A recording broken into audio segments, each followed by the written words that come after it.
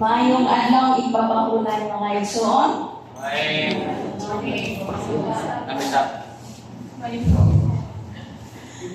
Salamat sa Ginoo nga gitagaan kita matapong nga adlaw ipapahulan. Despite sa hadla ni bagyong Basyan. Salamat usab sa manindot nga awit nga di-offer sa atong pagtiging batanon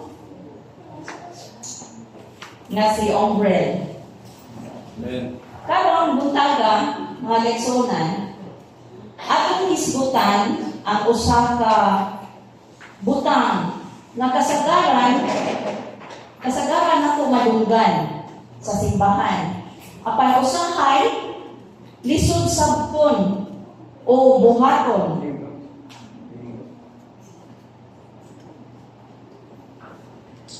Naano may idea mga igsoon o unsa? Unsa mga kasagaran butang na permi na tumahisgutan dire? Madasig. Evangelize. Bitrahe. Ay. So, mo ni sa mga igsoon, evangelism. So, ang topic karon, mo ni siya, what it is and how to apply it according to a person's personality. Kung ako madunggan ang pulo ng evangelism, unsa man dayon ang masulod sa atong una-una? Kasagaran mo ingon para na sa pastors, para na sa maayong mo istorya. O dili ni ako ang kay hilumon man ko. Pero karon ako ni klaroon. Ang evangelism is not a one-size-fits-all calling. Kay natilahi ang personality sa usa ka tawo. Dunay tabian, duna ko'y hilumon. O dili pod ni siya kinahanglan usbo nato ang atong personality aron makapita sa Ginoo. So, atong hinumduman, ang evangelism, dili para sa mga pastors or leaders, para sa tanan. Sa dili pa nga hisgutan, kung unsaon pag-evangelize, importante nga klaron usa nato kung unsa gyud ang tinuod nga kahulugan sa evangelism. So, evangelism is sharing the good news of Jesus Christ through our words and our lives. So, dili lang di ay ni siya, mga igsoon, puro sermon. Dili lang sa di ay ni siya, puro crusade. Ang evangelism, mao ang pagpakita sa gugma ni Kristo. Pag-share kung kinsa si Jesus sa imong kinabuhi o pagdala sa uban padulong kang Kristo. Sa Matthew 28:19, giingnan ka ni Jesus, "Go therefore and make disciples of all nations." So, it's a command mga kaigsuonan. Kinsa iyang gisultihan?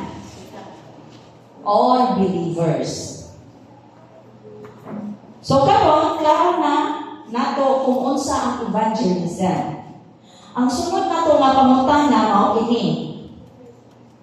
Why is evangelism difficult for many people? Nganong ka ang mga kaigsuonan?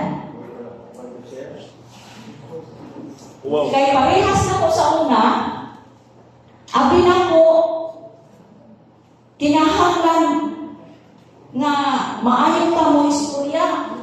Abi na ko, kinahanglan doon natin daghang Bible verses kinahanglan pareho ta sa uban nga confident. Pero ang tinuod, wala nagtanaw ang Ginoo sa imong personality. Nagtanaw siya sa imong kasing-kasing o willingness. So, unsa ang paggamit sa atong personality sa pag-evangelize?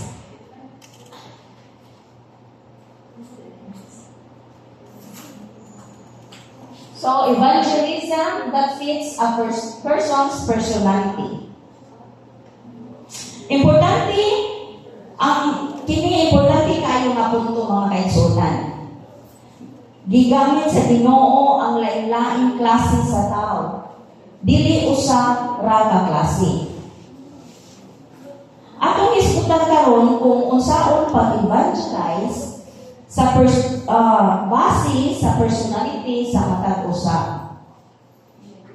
So, para sa mga talkative, outgoing, introverts, kung ikaw kini,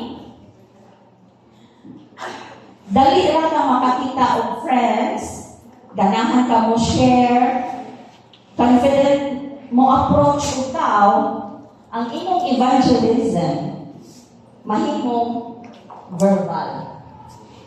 Pananglitan, pag-invite sa amigo sa church, pag-share sa testimony, sa unsay gibuhat sa Ginoo sa imong kinabuhi, o pag-lead o Bible study o small group. Pero, doon na po niya siya pahimangno nga kaigsunan. Ayaw kalinti ang listening skills.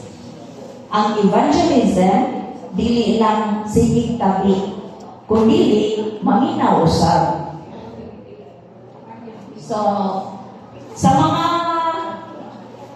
hilumon or introvert nga mga personality, kung ikaw dili ganahan o daghang istorya, kung ikaw dili ganahan mas komportable ka na mag-istorya ka ng one-on-one talk, ang imong evangelism mahimong relational o lifestyle.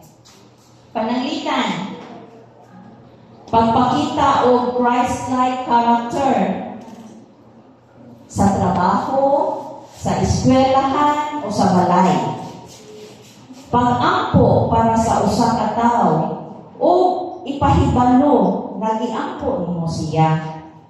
Pag-share sa faith sa usa ka higala, sa hilom o personal nga paagi. Pero na po ni siya, imagduman po ni nato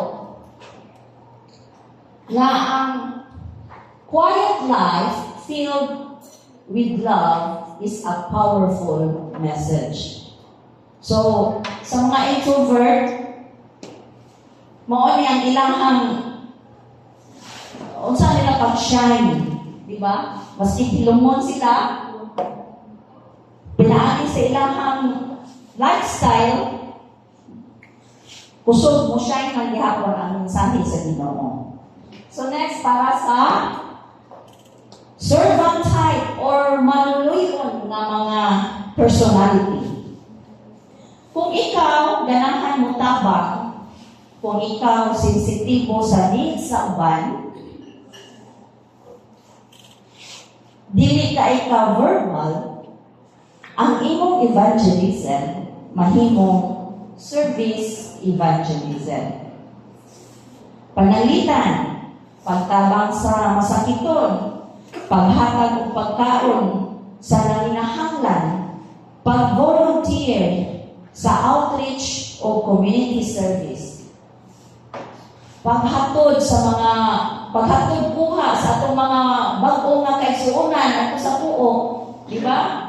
Usa ni siya ka evangelism sa diay. So sa dihang mangutana ang mga tao, ngano buutan ka. Diha magsugod ang evangelism. So sa next, para sa mga creative. Kung ikaw ganahan sa music, art, writing, social media, creative ka nga klase nga tao, ang imong evangelism, mahimong creative evangelism. Panangitan, pag-compose o kanta para sa Ginoo, pag-post o inspirational message sa social media, o pag-design o poster or video na nagdala sa mensahe ni Kristo. So, dili tanang tawgon sa pulpito, pero daghang tawgon sa platforms na ilang nahibalaan.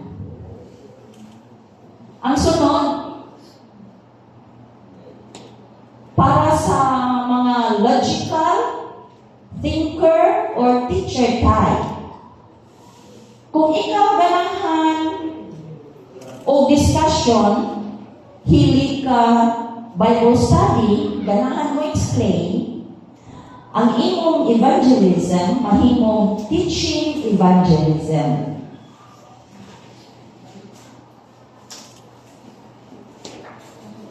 Next.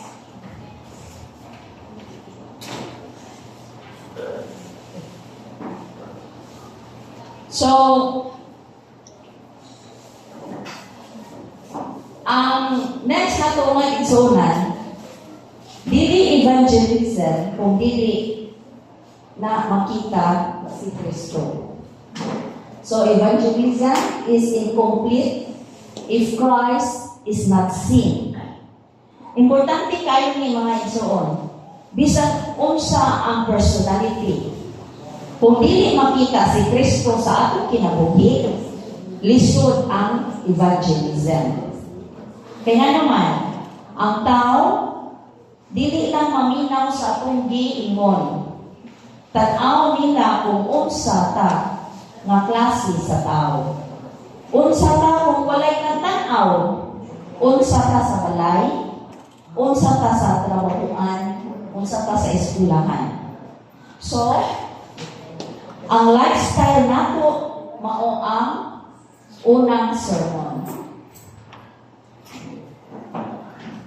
Ang evangelism magsugod sa gamay nga paagi. Ayaw una-una ang kinahanglan dako dayon.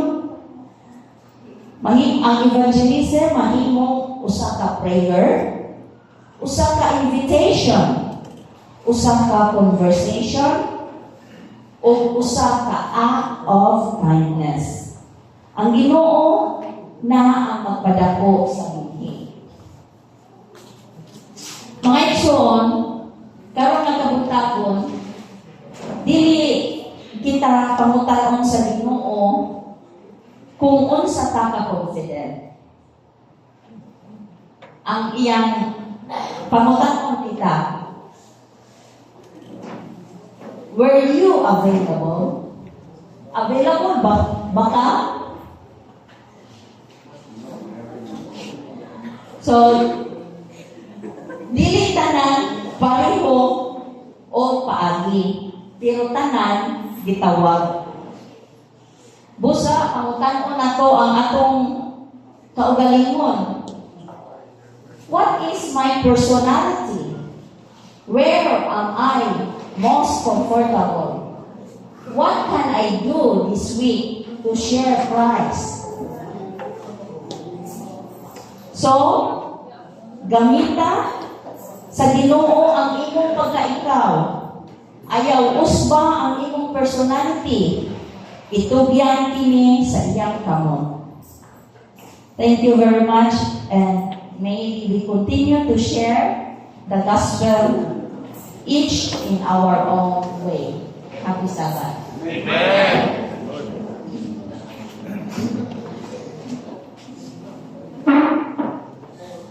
Right, so now let's proceed to our lesson study, which will be by Group Panet will be led by Sister Patricia Alonso. It's currently 9:30 a.m. Should be able to finish our lesson study by 10 a.m. so that we will still have time for our divine service. Thank you so much.